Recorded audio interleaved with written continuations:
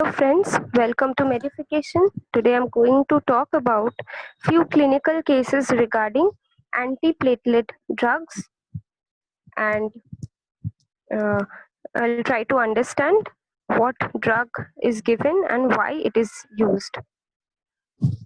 So let's get started. See, the first question is a man aged 50 years old had came to the clinic with a complaint of chest pain,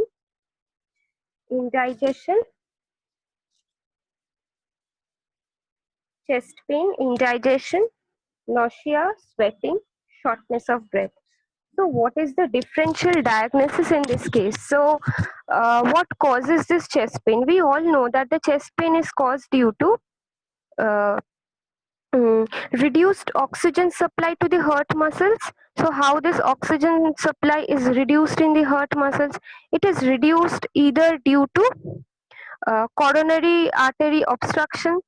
Due to coronary artery obstruction, the heart muscles will not get enough oxygen to function, so which causes chest pain. Along with, if there is chest pain, there are also other symptoms like shortness of breath, indigestion, nausea, because the oxygen is not supplied to all the body parts equivalently. So, what is the differential diagnosis in this case? So that the diagnosis is nothing but, I think you can guess, the diagnosis will be ischemia. Okay, this differential diagnosis will be ischemia. Now let us come to the second question, that is primary prevention. What drug should not be used and what can be used as an alternative? So we all know that in case of heart diseases, aspirin is the commonest drug, but in this case, for primary prevention, we can't use aspirin. Primary prevention, in this case, we can't use aspirin. The only reason is that as aspirin reduces the fatal or non-fatal myocardial infarction, but as a side effect, it increases the risk of cerebral hemorrhage. So we can't use aspirin as a primary preventive drug in case of this ischemia. Okay, so if we can't use aspirin, then what drug can be used as an alternative? As an alternative, we can use a drug which is called clopidogrel, and this clopidogrel also does not have any side effect as that of aspirin, so we can easily use clopidogrel as an alternative. And so the answer will be clopidogrel. Okay, so why aspirin is taken daily and used prophylactically? This is the very important question, that why aspirin is taken daily and used prophylactically, as means in a daily dose. Because see, if we use continued aspirin or clopidogrel in prophylaxis in post-myocardial patients, it clearly prevents reinfraction and reduces mortality. For this reason, aspirin is used prophylactically because it prevents reinfraction and reduces mortality. This is a very important point regarding aspirin. Okay. So now let us come to the second question. A man came to OPD with a complaint of chest pain which radiated to shoulder, arms, jaws, neck, back and other areas. He also complained about squeezing, burning, aching sensation. He also felt discomfort while resting and felt shortness of breath along with sweating. Okay, so what is the differential diagnosis in this case? See, normally in this case, we know that normally in case of chest pain, okay, the pain will radiate to if there is pain in the right heart, then right side, then there will be The pain will be radiated to shoulder, arm, jaw, neck, back, and other areas. In this case, the diagnosis is angina, okay, which causes squeezing, burning, aching sensation. He also felt discomfort while resting and felt shortness of breath along with sweating. So the differential diagnosis, I think you can guess, it's nothing but angina. Okay. So if there is angina, what drug can be used in this case? In this case, aspirin will be the best drug. Now, why we are using aspirin for why are we using aspirin for this angina? Now I'll discuss this with you. Now this arachidonic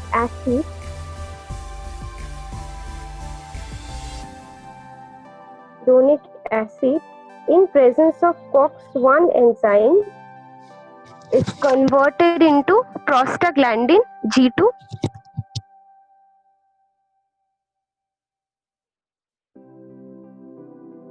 Okay, and again this prostaglandin G2 is in presence of COX-1 is being converted to prostaglandin H2.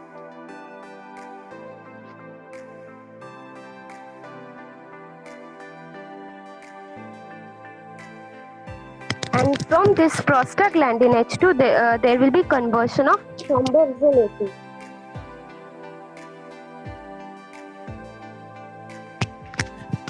So what is this aspirin doing? Okay, let me write it clearly.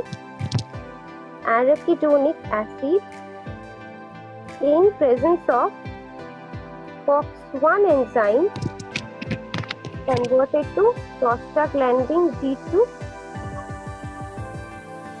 Okay, and this prostaglandin G2 in presence of COX-1 is converted to prostaglandin H2, and this prostaglandin H2 is being converted to thromboxane A2.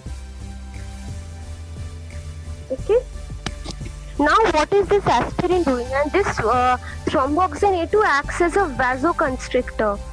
Okay, and which increases the adhesion of platelets and aggregation of platelets.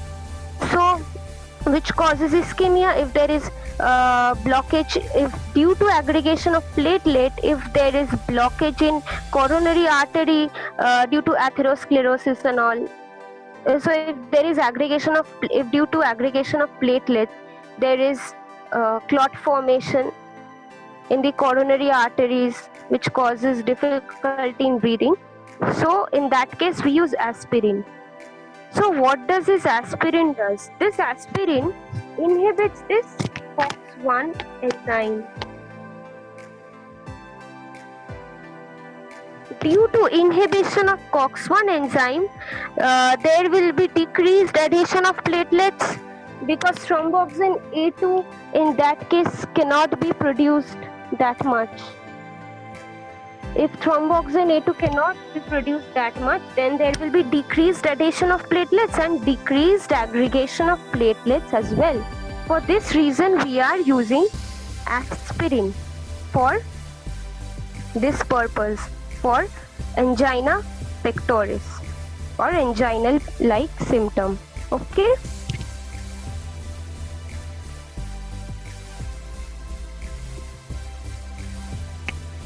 So why for maximum protection? Now it is already clear that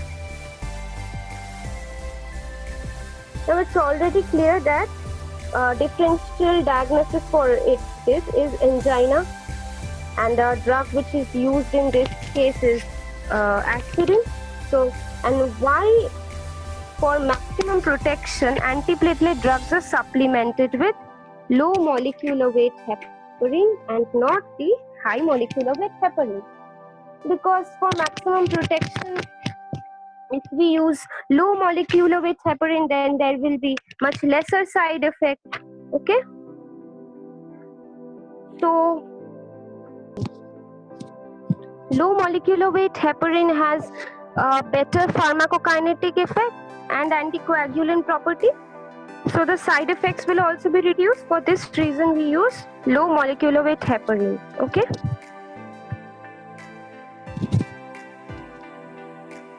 So I think this concept is already cleared. Now we go back to the. Now we come to the next question, that a patient came in the CCU observed with dyspnea, arrhythmia, syncope.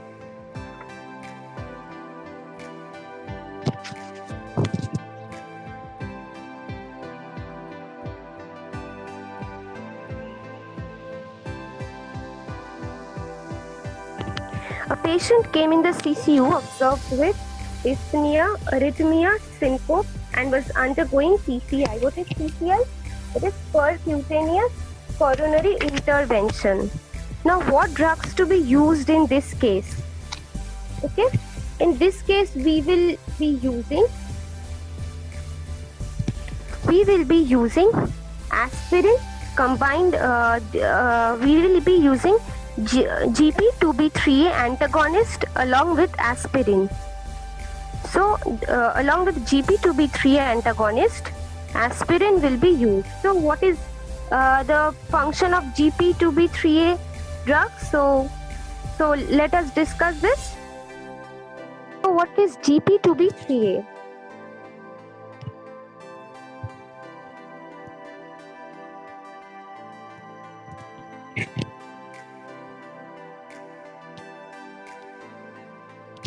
Now, this GP2B3A acquires active conformation.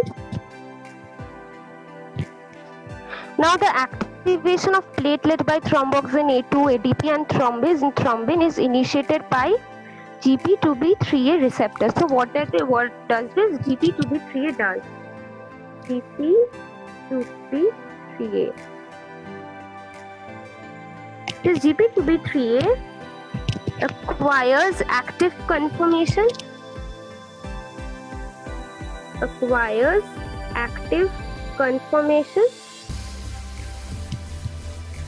Which binds to fibrinogen.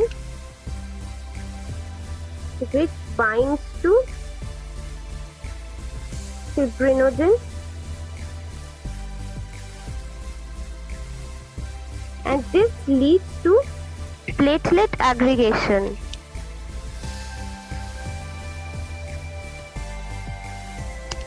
So, if there is platelet aggregation, then it is of high risk of dyspnea, arrhythmia, and syncope.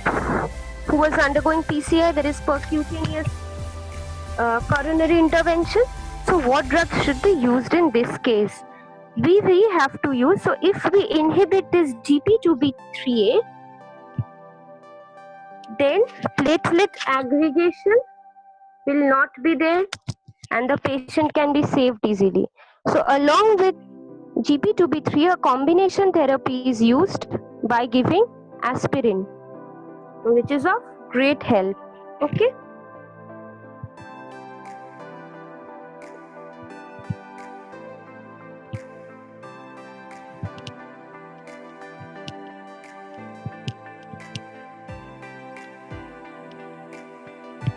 So, the patient will be given GP2B3A along with aspirin. So, this is already done. So, next question is, what drug should be used in the above? Now, the second question is, the patient was also diagnosed with a restenosis and subsequent myocardial infarction after coronary angioplasty. So, what drug should be used in the above case? So, we already know that in case of restenosis and myocardial infarction after coronary, it's a very severe case. So, what can be used? We can use abciximab, eptifibatide, tirofiban, infused intravenously along with oral aspirin and subcutaneous heparin, which reduces the incidence of restenosis and subsequent myocardial infarction for coronary angioplasty.